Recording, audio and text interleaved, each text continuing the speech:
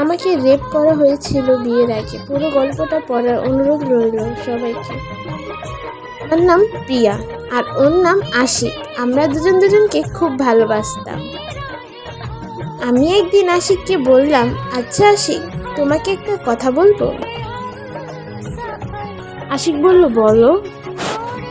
আমি বললাম, আশিক, তুমি শুনে রাগ করবে না তো? আশিক বলল, না প্রিয়া, আমি তোমাকে অনেক ভালোবাসি। আমি কি তোমার উপর রাগ করতে পারি? সত্যি বলছো? তুমি আমাকে ছেড়ে যাবে না তো? তখন আশিক বলল, তোমাকে ছেড়ে চলে গেলে আমি কাকে নিয়ে থাকবো বলো তো? এরকম কথা কেন বলছো? তারপর আশিককে বিশ্বাস করে আমি আশিককে বললাম, জানো, আমার একটা অতীত আছে। তখন আশিক বলল, কি? আমাকে রেপ করা হয়েছিল। আশিক শুনে বলল, কি সব কথা বলছো প্রিয়া তুমি?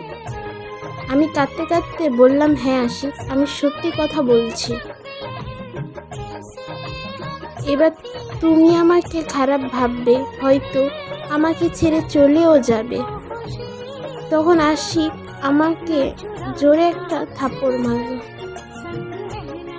আমি আশিককে বললাম, তুমি চলে যেতে পারো, আমি তোমাকে আটকে রাখবো না।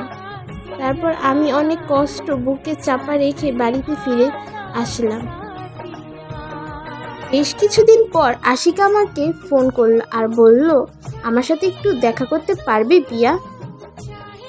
আমি বললাম, কোথায়? তখন আশিক বলল, যে জায়গায় আমরা রোজ দেখা করতাম সেই জায়গায়।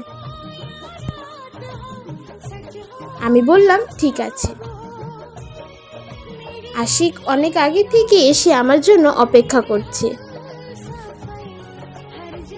তারপর আমি ওইখানে গিয়ে আশিককে জিজ্ঞাসা করলাম, কি জন্য আমাকে আসতে বলেছ বলো।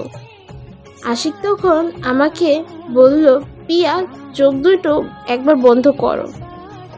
আমি বললাম, কেন? আশিক বলল, প্রিয়া, তুমি এত প্রশ্ন করো না তো, তোমার চোখ দুটা বন্ধ করতে বলেছি, বন্ধ করো। তারপর আমি চোখটা বন্ধ করলাম।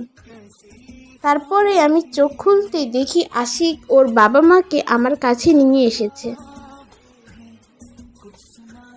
আমি তো তাদের দেখে পুরো অবাক হয়ে গেলাম। আর ঠিক তারপরেই আশিক হাঁটু গেড়ে বসে আমাকে বলল, প্রিয়া, তুমি আমাকে বিয়ে করবে? তখন আমি আনন্দে হাউমাউ করে কাঁদতে শুরু করে দিলাম। তখন আশিক আমার কাছে এসে বলল, আমি তোমাকে ভালোবাসি, তোমার অতীতকে না। বুঝলে প্রিয়তমা? তারপর সবার ইচ্ছেতে আমাদের বিয়েটা পূর্ণ হলো। আলহামদুলিল্লাহ, আমরা অনেক সুখে আছি। আশিক আমাকে সত্যি অনেক ভালোবাসে।